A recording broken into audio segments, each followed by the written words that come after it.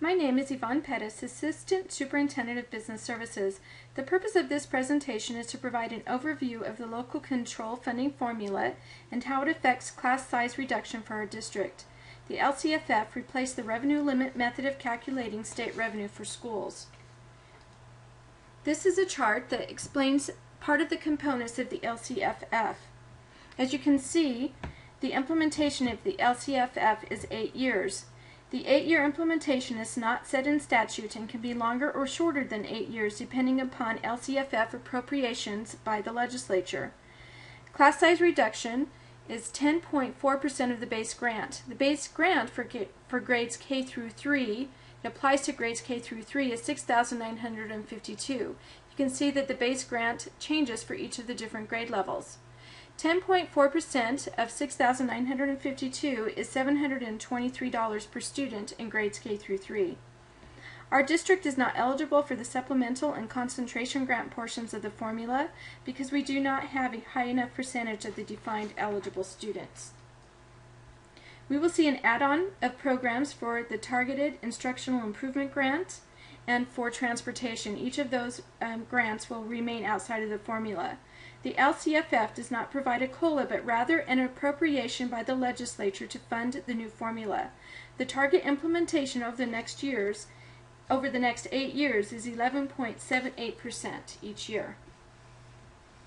The LCFF also requires us to develop a local control accountability plan.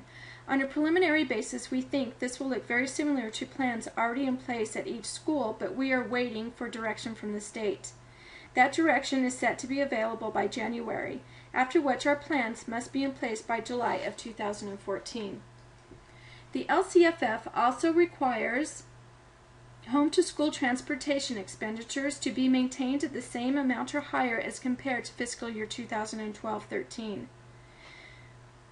When calculating class size reduction, we used a slightly more aggressive target of 12% rather than 11.78% required for school year 2013-14.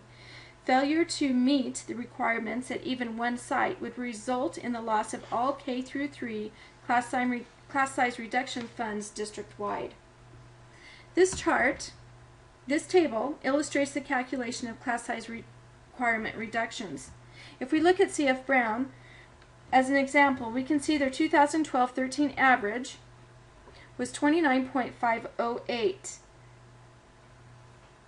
And this was calculated based on their average enrollment from August through the end of March. The target class average is 24 under the LCFF, and so there's a class size gap of 5.508, which is just the 29 minus the 24 gives us that. We need to reduce by 12% of that class size gap, and that calculates to 0.66096 for this school. So the average class size reduction for CF Brown is 28.847, and you can see that there's a different target for each school based on actual average enrollment in 2012-13.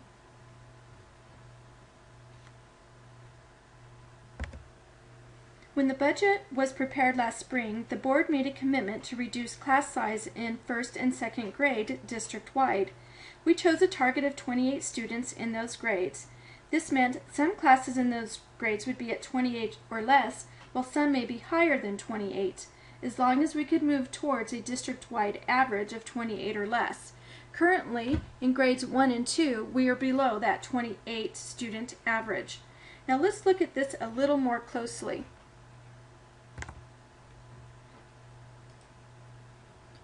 This is a spreadsheet that I've put together for principals and staff to use to make sure that they're staying within their target. So there's some direction on how it works, and then a little calculator for each school. So in this example, we have CF Brown, and we can see that CF Brown is calculated at 28.847 for a K through 3 average for that school. This is their actual enrollment and the staff. So we can see what their average enrollment is for each of those grades at that school. Their K through 3 average based on their enrollment from last week is 24.09. So we have kindergarten at CF Brown that's at 30.5 students. One of the classes will have 31, one of the classes will have 30. So what we have to do is look at that. Now remember, I said that first and second grade we were trying to target a district-wide average of 28 or less, and we've met that target. Now, kindergarten, we know that 32 is a large class size, but it was not the class that we were targeting. So they're at 30.5, and even though that's larger than their target of 28.847, it's less than their K through 3 average of 24.09 is less than 28.847. So we will make the decision to leave 30 students in that class and not move any students or add teachers. Let's look at Sherwood. Sherwood has a target of 27.838. Currently, based on their current enrollment, their K through 3 average is 26.73. So they have a third grade class that has 32 students in it. 32 is not in third grade, was not our first or second grade target, and even though 32 is bigger than their target of 27.8 for each class, their K through 3 average is only at 26.73, so we will not be moving students from the school. Now let's look at Crossroads, one of our biggest elementary school in the district. Crossroads target is 29.947, and they have a K through 3 average in grades of 29.65 based on their enrollment from last week. So their 29.65 is less than their target, so everything is okay in their school except for the fact that in second grade they have 162 students with 5 staff members, giving them an average enrollment per class of over 32. Now, we don't want to exceed 32 in any elementary class, so we will be overflowing students to another school that has plenty of room for those students. So if we reduce this to 150 students, we can see that that brings their class averages down to 30 for that grade, larger than the target of 28, but district-wide we're below 28, so some will exceed it, some will be less than that, and it leaves the school with a K through 3 average of 29.05, which is less than their target, so now things look okay at this school. Staffing is difficult, especially during years when there are uncertainties in funding. We tend to have more or less students in our database than actually show up for school. Every year it takes 2 to 3 days for the schools to determine the number of students that are actually enrolled, but we move quickly, usually within the first 2 days of school, to make final decisions on staffing and overflow requirements in order to minimize the disruption to students, families, and staff.